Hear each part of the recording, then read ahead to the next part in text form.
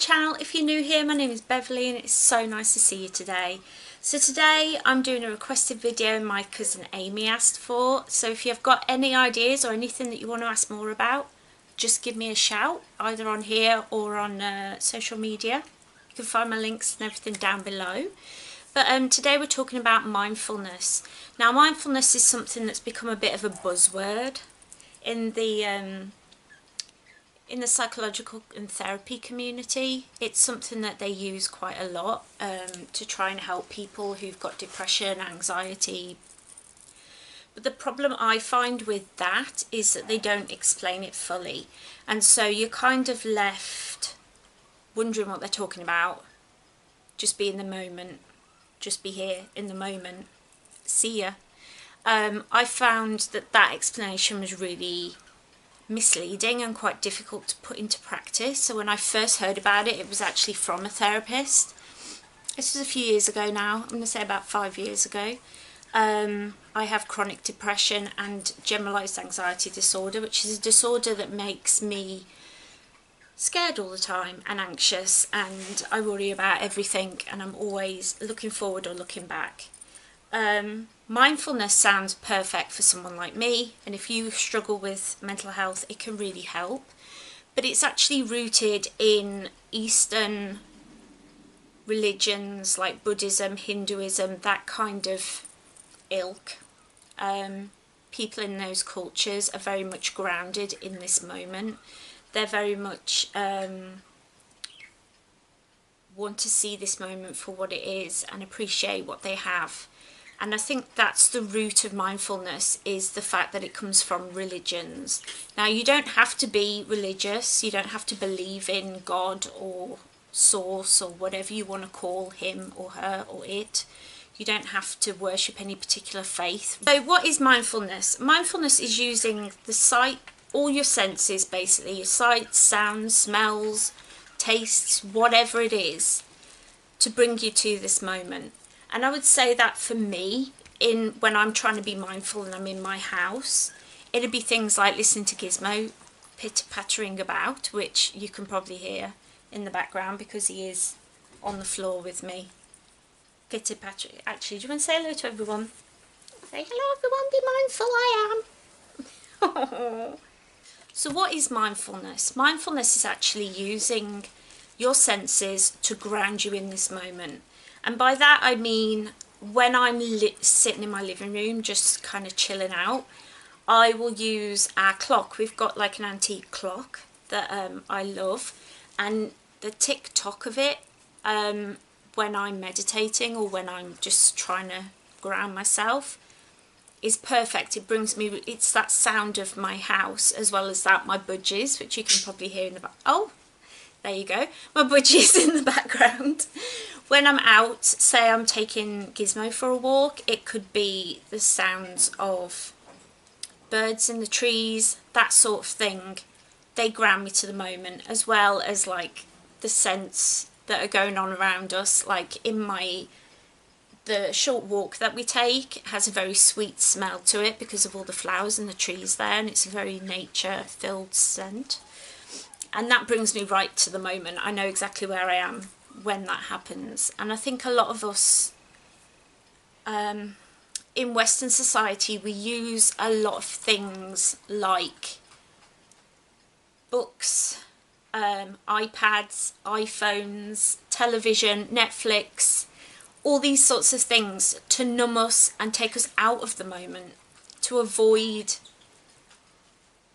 the emotions that we're feeling or the things that we're going through. But the problem is, by avoiding those things and pushing that feeling down, you're not experiencing the moment. You're not living life fully. You're just living this numb kind of nothing life. Now I've started to study mindfulness a lot more, I've realised that I've missed a lot of moments with my grandparents, a lot of moments with my husband, with my dog, that I will always regret because I was too busy in my head or on my iPad or not really listening because I was thinking about something. And it makes me quite sad to think like that I'm missing out on times and memories because I'm not in this moment. So what it isn't is denying your emotions. I think a lot of people think that you become like a zombie, like, oh, mindfulness zombie, that you're just like, I'm not going to think about anything.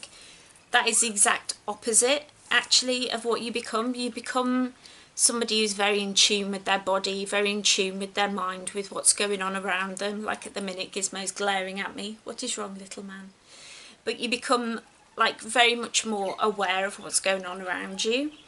And at first it might seem like a very intellectual exercise, like you have to continuously think, oh, come back to my breath. Oh, my mind went, what am I listening to? Oh, I'm thinking of that thought. Come back to the breath. The breath is always the anchor, to anchor you in your body. And this can mean just thinking about breathing in and breathing out. It's not changing your breathing, although there are breathing exercises that you can do for anxiety and things like that, which I could talk about in the future if you'd like. Let me know down below if that's something you'd be interested in. But just being conscious that, oh, I'm breathing, being thankful for it, thankful that I'm breathing. I have people I follow on YouTube who have cystic fibrosis and have had lung and heart transplants. I have a friend at the moment who's going through chronic rejection of a transplant of her lungs, and their every breath is a fight. I don't have that fight, and I need to be in this moment and thankful for that breath. So gratitude is a big thing that you can just think, oh, thank you for that, and it can be thank you God, or thank you whatever. It doesn't have to be a religious thing. You can just be thankful in that moment. Oh, thanks, it's great that I can breathe, yeah. And changing your thoughts to gratitude, it makes a big difference, and that's part of mindfulness, the gratitude side. I can talk more about that in another video again if you'd like that, but today we're just talking about mindfulness. See, I'm trying to stay on topic. Way. So what actually happens is, at first it's very much like a conscious effort. You've got to think about every moment. You've got to think, oh, I've got to come back to, oh, I've got to come back to the moment, chasing those thoughts. But in practice, as you practice, it becomes more natural, and you find that you're conscious of the moment a lot more than you're lost in your thoughts, and your thoughts become this like halo around you. It's so strange, but it's true. It's like you're in this moment and your thoughts are like out here somewhere, and you realize that your thoughts are not you. Big moment. When I realized that, I was like, oh, my life, yes, I am not my thoughts. My thoughts are separate to me. My thoughts are up here and me is here. Oh my gosh, I'm in control. I can think what I want to think. I can pay attention to what I want to pay attention to. And that's a big moment that when you realise it, you're like, this is amazing. I did anyway. I found it really incredible. So what helps is things like imagining certain scenarios. So I imagine that I'm holding a helium balloon, and the helium balloon is up above me somewhere, and I'm holding the string, and all my thoughts are in that helium balloon. Now I can bring it down and think about those thoughts, or I can put it further away. I'm in control of that, but those thoughts are not in this moment. They're not me. Another one could be your thoughts are little ants coming up, and they come through your head and back down the other side. There are loads of different ones, and if you look it up, you'll be able to find millions of ways to kind of imagine your thoughts not being actually in you, that you can start to grasp a hold of your thoughts and actually control them a little bit better, which again comes with practice. It's not something that you just sit down and go, right, today I'm going to be mindful. It doesn't work like that. You literally have to be practicing continuously, and even if you're doing it for like 20 years, if you stop doing it, then you've got to start again. It's a continual thing. Now Gizmo wants to play. What are you doing? What are you doing? What? I also find chanting and meditation very good. Now again, I'm not trying to make you all into Buddhists, but I am. That's one of the main religions that I concentrate on.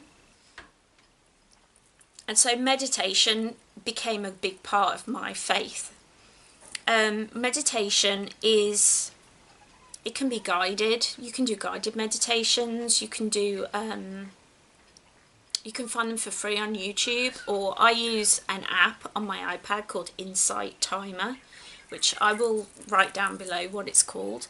But what I find is amazing is that no matter how you do it, if you start your day with a meditation, it can be just 2 minutes while you're in bed, where you just like concentrate on your breath and just let go of all your emotions and everything, and just try and take a step out of it. That's very helpful. I find if I meditate in the morning, then the rest of my day, I find being mindful is a lot easier. I also find chanting really good. Now, chanting can be sometimes like you can just say Allah, Allah, or Ram, Ram. Both of those are words for God. Or you can chant Jesus, or you could chant like mantras. Mantras are like little sayings that you hold on to. Now, because I worry about catastrophic things happening in my life, like my anxiety makes me think I'm going to get axe murdered, and all these horrible, there's going to be a massive earthquake, and I live in England, there isn't going to be a massive earthquake, but my head goes to that place.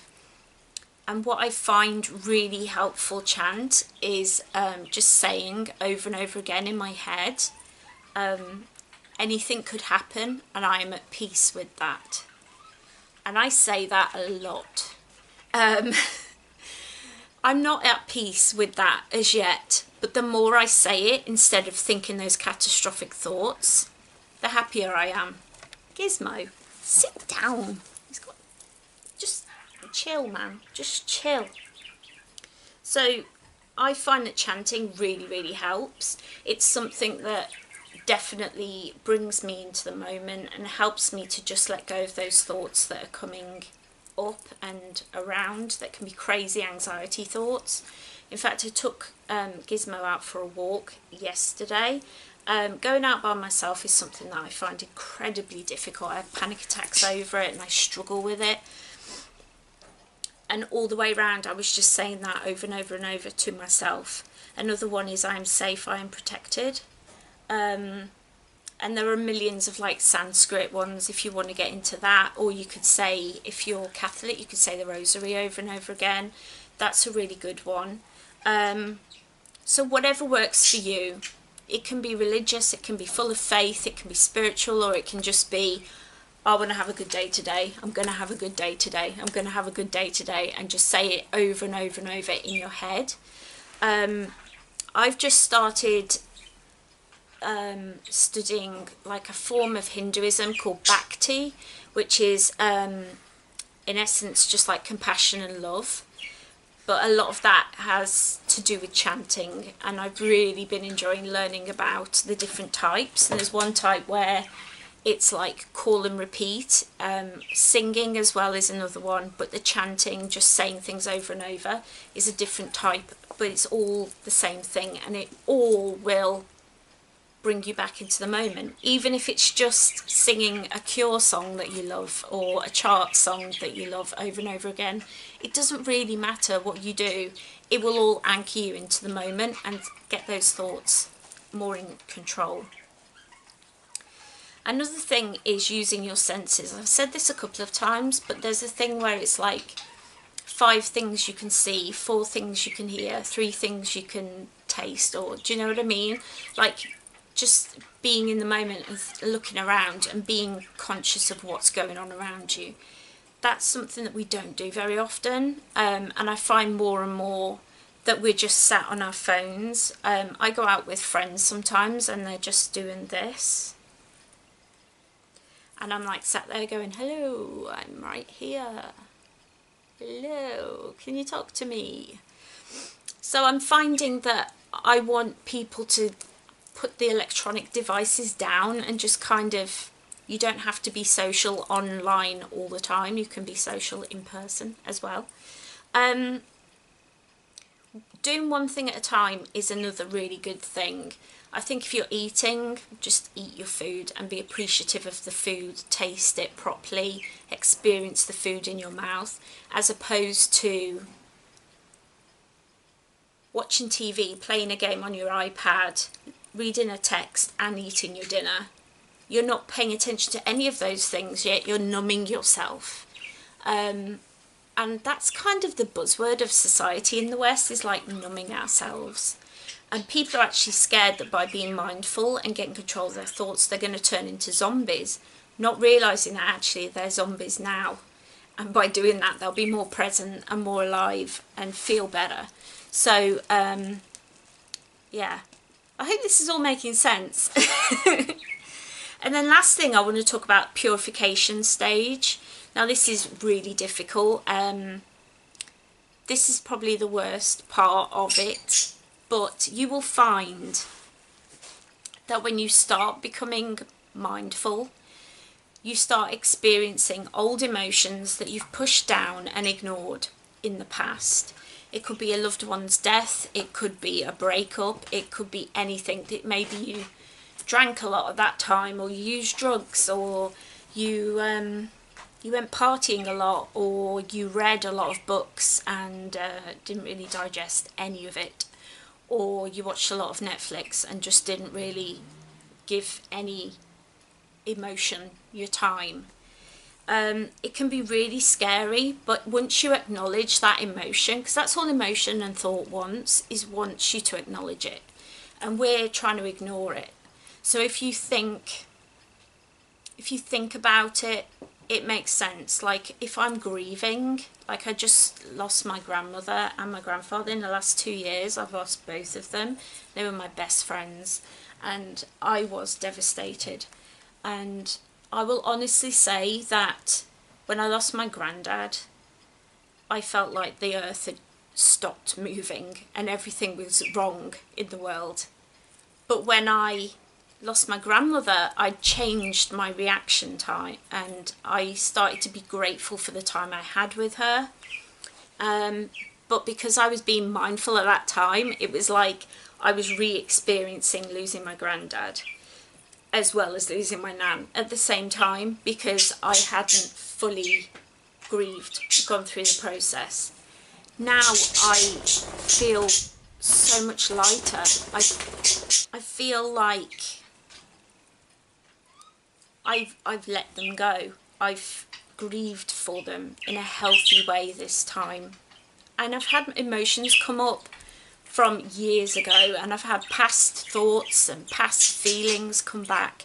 And you have to kind of just be like, okay, and then let it go, which is incredibly difficult to do, because when you're first starting mindfulness, it's easy to get caught up in your thoughts. But all I will say is be patient with yourself and be kind to yourself. You're learning a whole new skill. By doing mindfulness, you're actually rewiring your brain. When we start to change our thoughts and change the way we see the world, it rewires our brain. I have read a couple of studies about that, and I can find those out if that's something that you would like to read about. Now, part of this purification is, I really loved a Sufi quote that one of my meditation teachers told me about, and it's polish the mirror of the heart. So if you think that like all these things that we do, like reading books and watching Netflix for hours and hours and hours and not sleeping properly and not really listening when our parents talk to us, all these things are like dust on a mirror. And when you come to be mindful, you need to dust that off. And so all those emotions that you were trying to hide, they need to be dusted off. I'm sorry, but they do. And they'll kick up and you'll go through a lot, but you'll learn so much. That's the thing that I have found, that I've learned and grown so much since actually paying attention to my emotions and being in the moment. It's been a really great process and I've really enjoyed it. So there we go, that's mindfulness, told to you by somebody who's still learning how to be mindful. I do love being mindful though. I'd love to hear your thoughts on this, whether you think it's something that you should be doing if you're a certain faith, or if it's something that you feel uncomfortable with, or whether you agree that we're too much online and not enough in person. We used to have nice communities and we don't so much anymore, like quite a lot of the time people don't know their neighbours, which I think is really sad. Like, we should know each other, we should get together and do things. So be friendly, make friends, be mindful, and be patient with yourself. That's the number one thing. Be patient with yourself, because it's going to take time and practice. Mindfulness is a practice, just like yoga is a practice. If you stop doing it, you've got to start again, and you never perfect it. You'll never perfect this, but you'll learn so much about yourself, about your thoughts and your feelings, about the people around you, and you'll start to notice that not many people are living mindfully these days, and maybe it'll help you to help other people to change. I don't know, but yeah, I'm gonna leave it there. I hope you enjoyed this video. If you did, leave me a thumbs up and leave me a comment down below about your thoughts and feelings about this. If you've got any questions, any videos that it makes you want me to make, or if you just want me to shut up. No, don't leave, like, any negativity just gets deleted, so don't bother.